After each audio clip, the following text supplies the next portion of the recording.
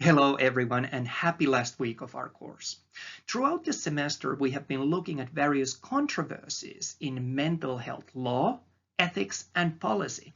And when an opportunity came for me to focus on one, I wanted to build upon this wonderful book that I have been reading on the side this semester, Touched with Fire by Kay Redfield Jemison. So on this presentation, it is my intent to consider one contemporary issue that may arise as the field of genetics advances. I hope to explore the potential that gene editing offers us when it comes to identifying, treating, and who knows, perhaps potentially even curing mental health illnesses. While this technology is not yet available, it presents several issues that we ought to consider and prepare for. Before bringing the two together, I'm going to start with how psychiatric illnesses and gene editing are considered in this work that I am presenting. Then I will try to put the two together by outlining what we currently know about genetic basis of mental health illnesses and how gene editing may change and is already changing this space.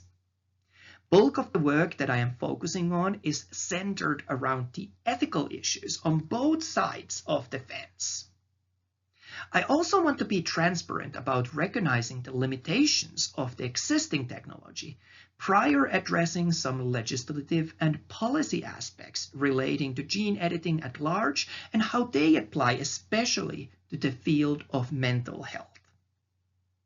Obviously, it will not be feasible to address all ethical, medical, legal, and policy aspects within the parameters of this work, but my hope is that we will form an understanding that this is a space with great opportunities and also some very important considerations that we must make, preferably before we find ourselves faced with them in a clinical setting.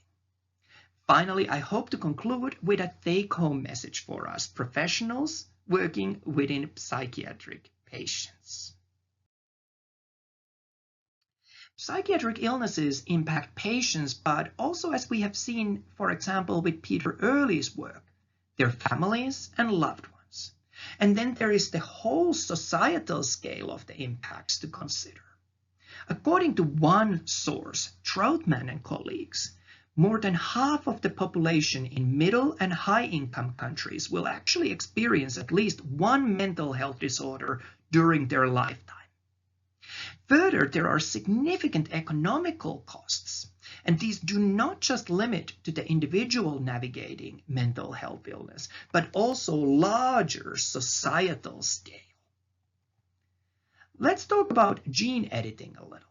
So these approaches are about altering an organism's genetic material, typically with an intention that this will improve either a specific characteristic or multiple characteristics of that organism.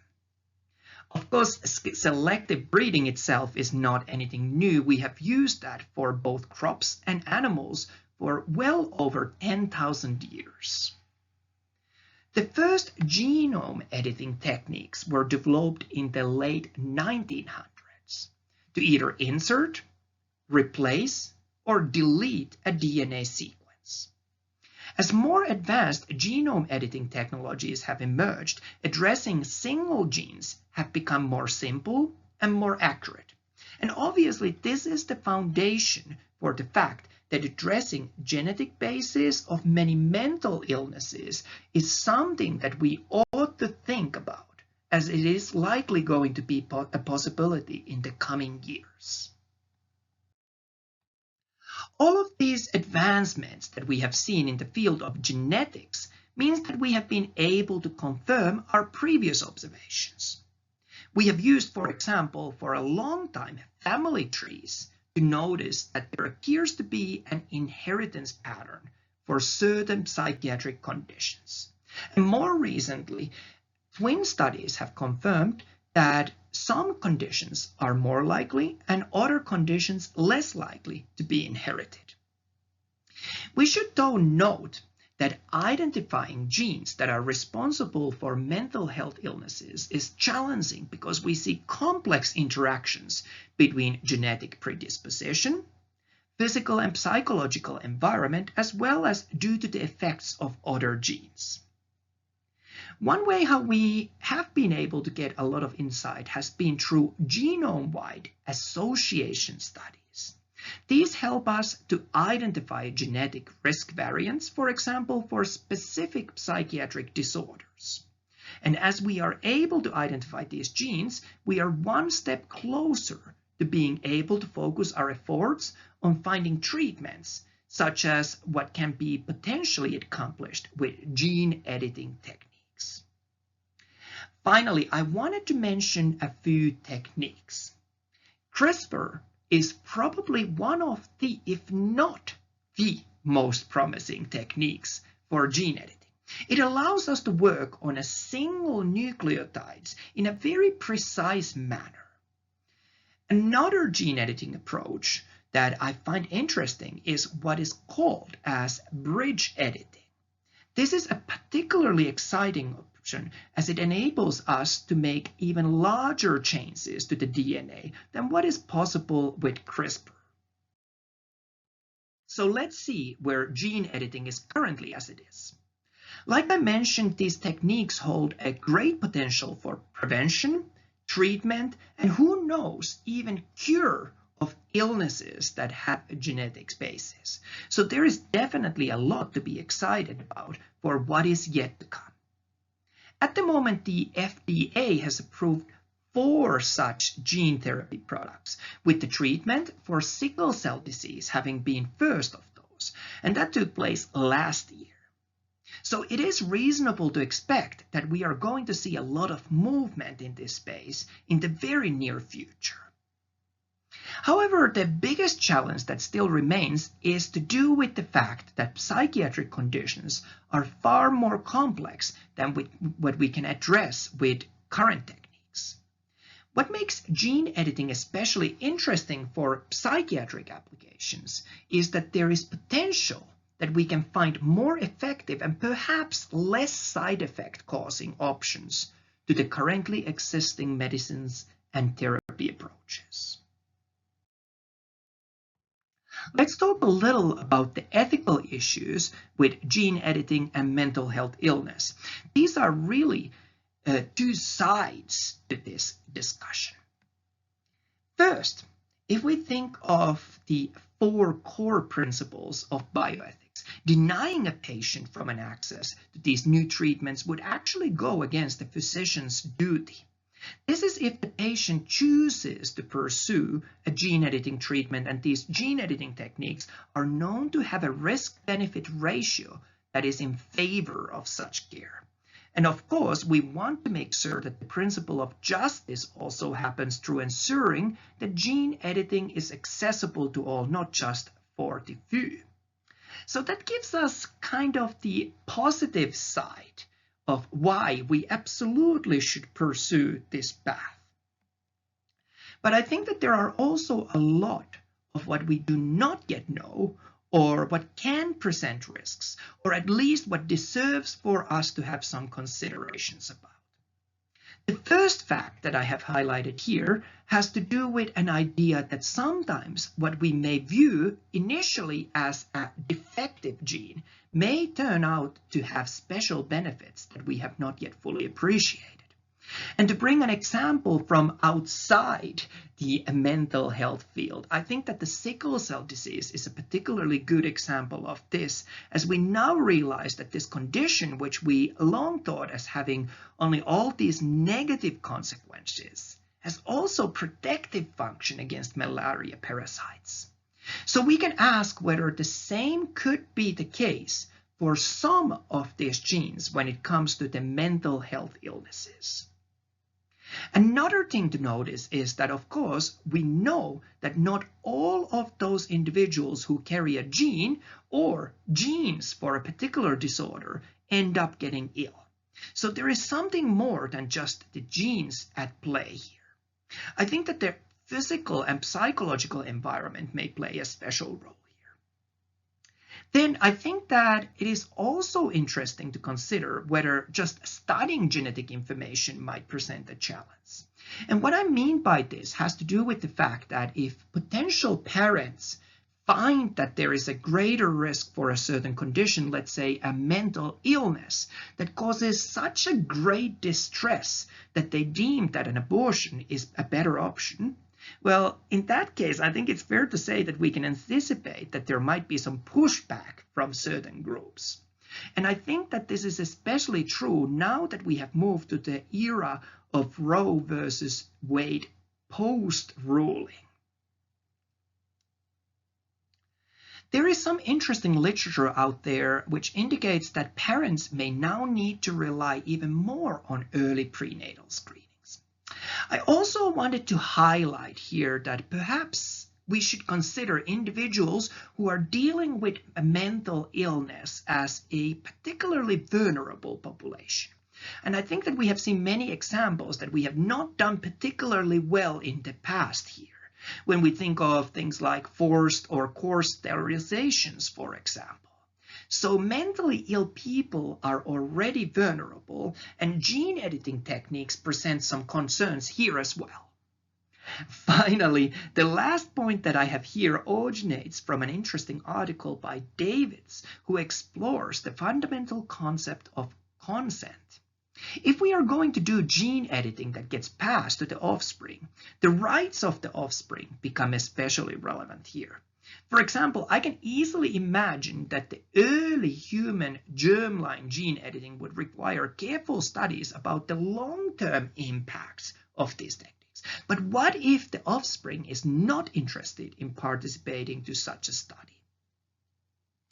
So what I think that we are seeing here is that the ethical questions on gene editing and mental illness have a lot of unanswered items which we ought to think through before this technique is being applied. But these limitations extend also beyond just general ethics questions. One of the most striking items to consider is that we know that many psychiatric disorders have very complex inheritance patterns, and yet the current gene editing techniques that we have are largely limited to single gene or genes or single locus. What we see is that the current techniques come with off-target changes to the DNA as well. This was the case with the first human germline gene editing attempt, for example. And there are also other risks with gene editing. NIH lists, for example, certain cancers, allergic reactions, and organ or tissue damage as such. Even if we were doing just somatic gene editing rather than something that gets passed on subsequent generations, we still have challenges when it comes to psychiatric conditions. Administering these therapies so that they act on the brain is very difficult. For example, inability of having these treated cells to pass the blood-brain barrier is a major challenge. In full transparency, there are some potential future solutions to this, like the use of viral delivery or nanoparticles, which may address this challenge. But they certainly are not yet fully developed to allow for clinical use. There is another interesting consideration, this time from the population health perspective. American Society of Human Genetics highlights in their position statement that we do not really yet understand how modified genes may behave within the larger gene pool. It may be impossible to manage or even predict what kind of impact modified genes may have on the future generations. Since our course also includes the law aspect, I wanted to touch upon that as well. One thing that we see is that editing human genome is pretty much forbidden around the world. And I might add that this includes also countries that are otherwise permissive for human embryonic stem cell research. Let's have a look of the US. Interestingly, there does not seem to be any federal laws in place that outright ban human gene editing. Instead, this is accomplished through FDA and NIH regulations that prevent the use of government funding for these purposes. The skeptic in me thinks, therefore, that this would, in theory, leave a door open for a privately funded, non-clinical human gene therapy. But even with that, to be able to sell such therapy, one would still need the FDA approval. Let's have a quick look of what is happening in the UK. Perhaps the biggest difference is that there is actually legislation that allows medical use of mitochondrial replacement, which would mean essentially that there is a door that has been left open for altering genome of a conceived child. However, in practice, human germline gene editing remains prohibited for most uses. There is, however, an exception for performing modifications that prevent passing onwards serious mitochondrial diseases.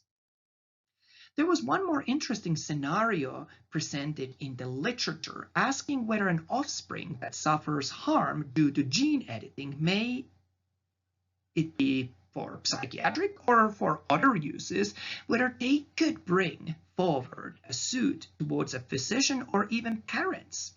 However, as interesting as this thought was, the experts conclude that it would be highly likely that most jurisdictions would reject such a claim. From a policy perspective, it is worthwhile to consider public perceptions of the gene editing. The Pew Institute notes that while Americans support therapeutic use of somatic gene editing, it is when there is a potential that these edits gets passed onwards to the next generation when the public seems to be highly divided on. And perhaps unsurprisingly, this was highly tied to one's religious views. So let's try to draw together the big themes on gene editing and mental health illness. Probably the first thing to do is to recognize that the field of psychiatry has been sometimes criticized for being slow to adapt to offering new treatment options. And looking at the mental health illness through genetics may offer us an opportunity to reduce some of the stigma associated with them. But I think it is also valuable to consider what we may have learned from the history. If we consider mentally ill people as a vulnerable population, as I suggested earlier, then maybe it is useful that we are not progressing as rapidly in the gene editing field. This would give us some time to ensure that we have appropriate protections in place. The other consideration that resonates with me is the idea that maybe all disabilities do not need to be fixed, so to speak. And the example that I would bring up here comes from our deaf community. For those who are not familiar, deaf community has an incredibly rich culture, including things like poetry nights. And some within the deaf community would probably question that why they would need to be cured out of it. So perhaps similar thinking can be applied to some mental illnesses, and of course not to all. I want to present an idea that perhaps some mental health illnesses also offer some benefits. And of course, again, this is not the case for all of these. This is again where I turn to this beautiful book called Touched with Fire, which outlines an idea that bipolar disorder may offer some benefits when it comes to artistic ability. A few more considerations to bring it all together. It seems that gene therapy is not, as it is, yet able to provide an easy fix for psychiatric illnesses, which are incredibly complex. And I wonder if it is even unlikely that they would ever offer complete cures. But what gene therapies might provide us in the meantime is though a better understanding of why some medications work so differently on certain patients. This alone would be valuable as it would allow us to offer far more individualized care. And finally, to bring together what we saw about legislation, much of that seems to be already in place. However, the gene editing technologies develop rapidly, and it is going to be important that the laws keep pace with these advances. This is where, as someone working on policy track, I see that the policy work becomes especially important. And finally, I wanted to note that having international uniformity in the laws on gene editing is going to be so important. Because if one country would suddenly relax their laws significantly, it is likely that others would quickly follow the suit to keep up the pace in our competitive knowledge economy of the day. So as I come to the end of my thinking of all these things to do with gene editing and mental health illness, I think that many of us find ourselves asking, what can we do? Well, I turn to the reading Sarah Coleridge, who is an author that suffered from bipolar disorder. Her writings offer us some insights from a patient perspective as she emphasizes the importance of having sympathy and treating patients in a way that makes them feel that they are understood. Really, it comes down to the themes that we have seen throughout this course. It is not always the treatment modality that matters as much, but rather meeting the patient as a unique individual and providing that high quality, compassionate care. And here are some of the references that were directly mentioned in this presentation. I want to finish by thanking Dr. Gebert and my colleagues for another great semester together.